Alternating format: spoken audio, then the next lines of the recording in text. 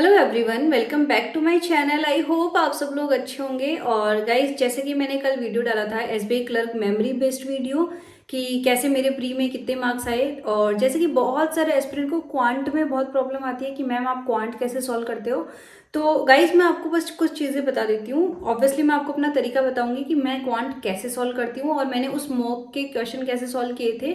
और जिनको नहीं पता है, मैंने वो मेमोरी बेस्ड मॉक दिया था अड्डा की ऐप से, फ्री मॉक पड़ा था तो मैंने उठा के वही दे दिया।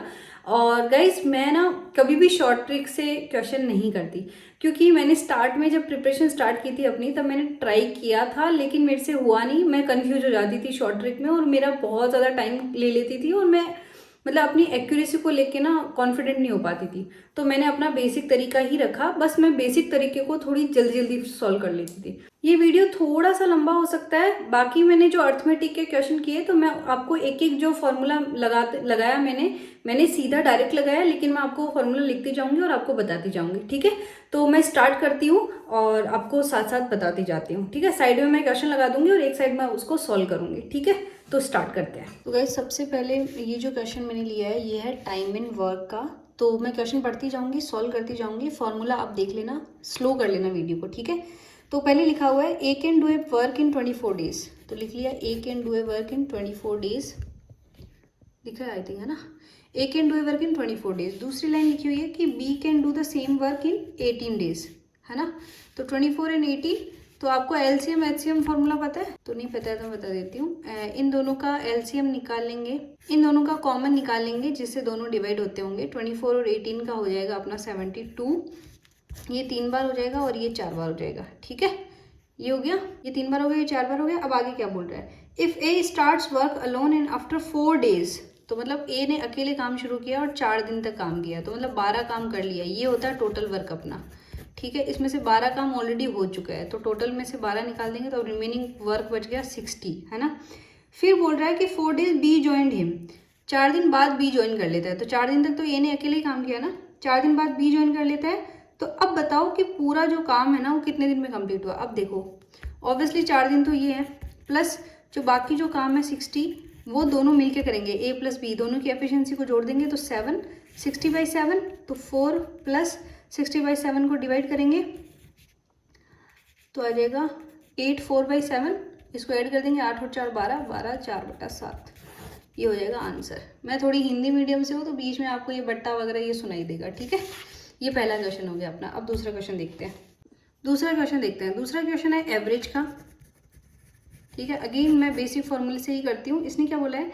The average of 25 number is 90। ये होता है टोटल अपॉन जितने नंबर होते हैं वो, और यहाँ पे होता है एवरेज। यही तो होता है ना, टोटल जो होते हैं लोग उतने उनके नंबर ऑफ पीपल, और ये यहाँ पे उसका एवरेज आता है।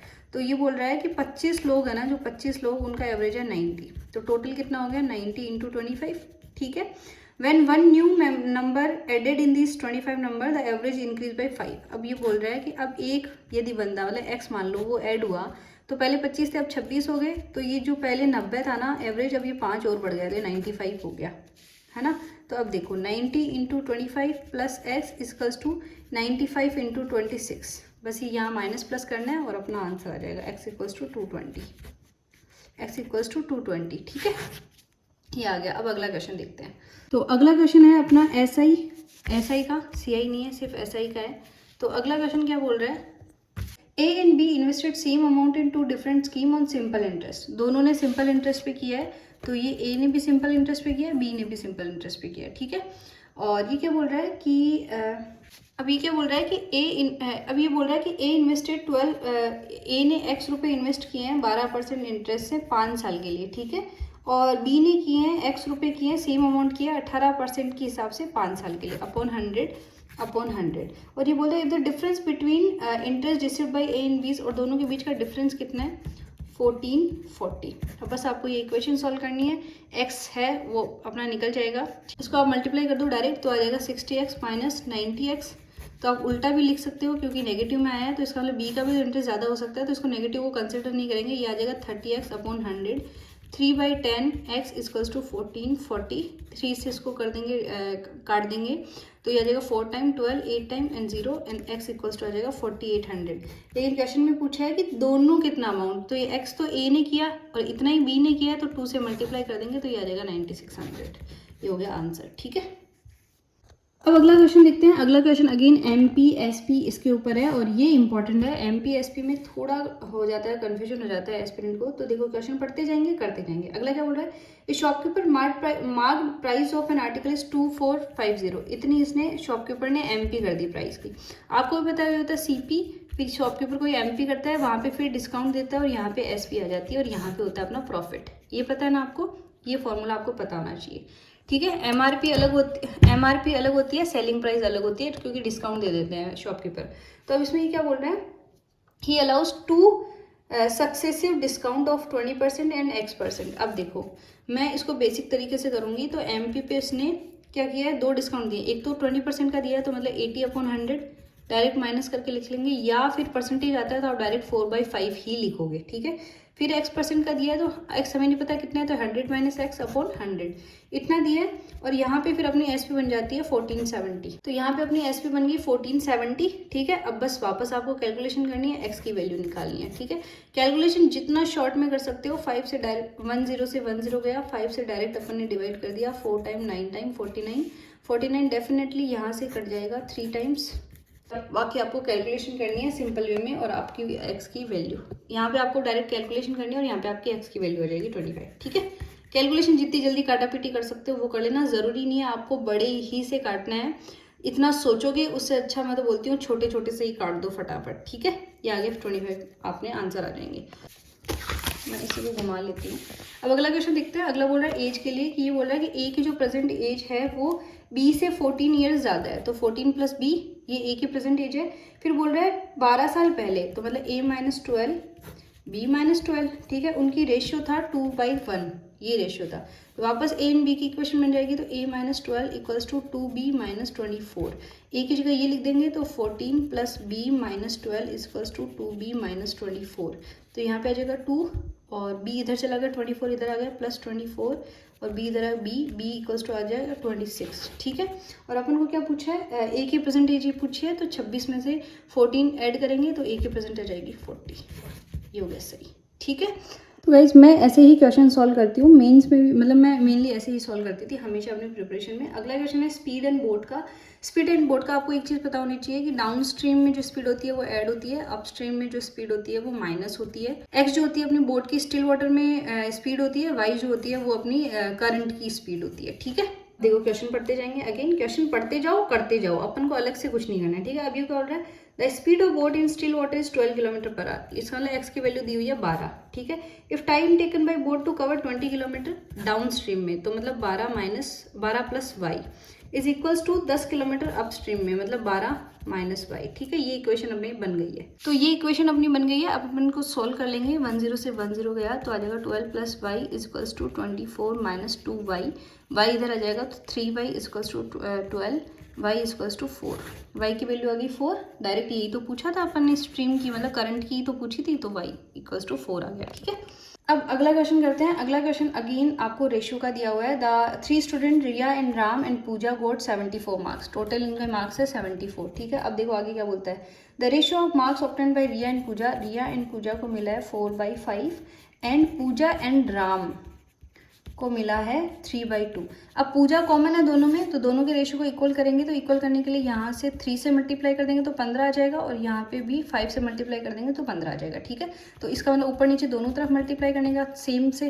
तो अब देखो यहाँ पे क्या आया, RPR राम लिखूँ तो 4 3 12 5 3 15 एंड 2 × 5 इज 10, ठीक है। ये इनके रेशियो बन गए, ये इनके रेशियो बन गए। और टोटल अपन को दिया हुआ है 74, और क्वेश्चन पूछा है total marks obtained bye Ram, Ram के द्वारा टोटल कितना मिला, तो राम को मिला 10/27 और +10 37, ठीक है। 37 इक्वल्स इंटू 74, ये 2 टाइम्स कट जाएगा एंड 20 मार्क्स मिलेंगे, ये आंसर आ जाएगा, ठीक है। तो एक और क्वेश्चन कर लेते हैं MP का एक और क्वेश्चन आया हुआ है। Mark price of an article is 800 इसकी दी हुई है MP। Shopkeeper allowed a discount of 10% है, तो मतलब डायरेक्ट अपन उसको 9/10 कर देंगे। देखो मैं कुछ नहीं लिख रही, डायरेक्ट क्वेश्चन पढ़ती जा रही हूँ और इसको डायरेक्ट न्यूमेरिकल वैल्यू लिखती जा रही हूँ, इनटू ये हो जाएगा 980 720, ठीक है। ये आ गई इसकी अपनी SP। If shopkeeper made a profit of 20%, यहाँ पे इसको 20% प्रॉफिट मिला है, तो ये मान लो CP थी X, 20% डिस्काउंट मिला 6/5, मतलब मैंने 120/100 पूरा नहीं लिखा है, डायरेक्ट इसके शॉर्ट फॉर्म लिख दिया। ये आपको परसेंटेज आते हैं ना, तो आप डायरेक्ट सॉल्व कर लोगे। 6/5 इक्वल्स टू दिया हुआ है 720। 6 से अगेन इसको हम काट देंगे, 120 इंटू 5 कर देंगे तो आ जाएगा 600, और ये आ गया अपना आंसर। तो देख रहे हो आप कितनी जल्दी जल्दी आंसर आ रहे हैं। अब देखो अगला क्वेश्चन है अपना पार्टनरशिप से रिलेटेड। ये बोल रहा है कि P और Q ने कुछ इन्वेस्ट किया है। P ने 21,000 इन्वेस्ट किए हैं, Q ने 28,000 इन्वेस्ट किए हैं, तो डायरेक्ट अपना 3 0 से 3 0 काट दो, ये आ जाएगा 3 टाइम, ये आ जाएगा 4 टाइम, ठीक है। अब ये बोल रहा है कि मतलब बिजनेस स्टार्ट किया। अब ये बोल रहा है कि Q स्टार्टिंग से नहीं है, Q ने कुछ महीने बाद ज्वाइन किया है ना, और दोनों का जो प्रॉफिट है ना वो सेम है। प्रॉफिट सेम है मतलब इनका जो रेशियो है वो भी सेम होना चाहिए। और रेशियो सेम कब होना चाहिए कि सपोज जो महीने इन्होंने हमने मल्टीप्लाई किए हैं वो कुछ ऐसे हो कि दोनों का मल्टीप्लिकेशन इक्वल हो जाए, ठीक है। तो ये कब हो सकता है, 1 साल के लिए, तो मतलब P ने तो पूरा 1 साल ही दिया है ना, तो 3 इंटू 12 कितना हो रहा है 36, तो मतलब 4 को कितने से मल्टीप्लाई करेंगे 36 आ जाए 9 से, तो मतलब Q ने कितने महीने बाद किया, ये 9 महीने रहा, तो मतलब 3 महीने बाद ज्वाइन किया, और 3 आ गया इसका आंसर। देखा कितना शॉर्ट है एकदम। ओके, ये कॉन्सेप्ट आपको करने पड़ेंगे स्टार्ट में। मैं तो बोलती हूँ ना, RS अग्रवाल की बुक ले और उससे कर लो, उससे हो जाएंगे। ओके गाइस, तो ये थे मेरे कॉन्सेप्ट, मैं किस तरीके से अर्थमेटिक करती हूँ। आपको और डिटेल में जानना हो तो बता देना, ये मेरे तरीके हैं करने के। मैं डायरेक्ट न्यूमेरिकल वैल्यू लिखती हूँ, कुछ भी फॉर्मूला वगैरह नहीं लिखती हूँ, क्योंकि फॉर्मूला ऑलरेडी माइंड में चलता है, तो मैं बस उसके अकॉर्डिंग जो जो डेटा दिया हुआ होता है वो मैं लिखती हूँ। सेम ऐसे ही क्वेश्चन आपके प्रीलिम्स एग्जाम में आते हैं, इसीलिए मैं आपको हमेशा बोलती हूँ कि प्री का जो पेपर होता है ना वो प्री डिसाइडेड होता है, कि आपको पता है कि एक इससे आना है, एक इससे आना है, एक इससे आना है, तो आप ऐसे ऐसे पूरे आप इस टाइप के क्वेश्चन आप कर लो, उसी में से पेपर आता है। मतलब ज़्यादा ऐसा पेपर नहीं आता कि आपसे होगा नहीं, क्योंकि यदि ऐसा होता तो लोगों के नंबर ऑफ अटेम्प्ट्स इतने ज़्यादा नहीं होते। तो आई होप आपको मेरी ये स्ट्रेटेजी हेल्प की होगी। आई होप आपको ये वीडियो पसंद आया होगा। वीडियो पसंद आए तो लाइक बटन जरूर दबा देना, चैनल पे नए हो तो सब्सक्राइब जरूर कर देना। मिलते हैं आपको नेक्स्ट वीडियो में, तब तक के लिए बाय।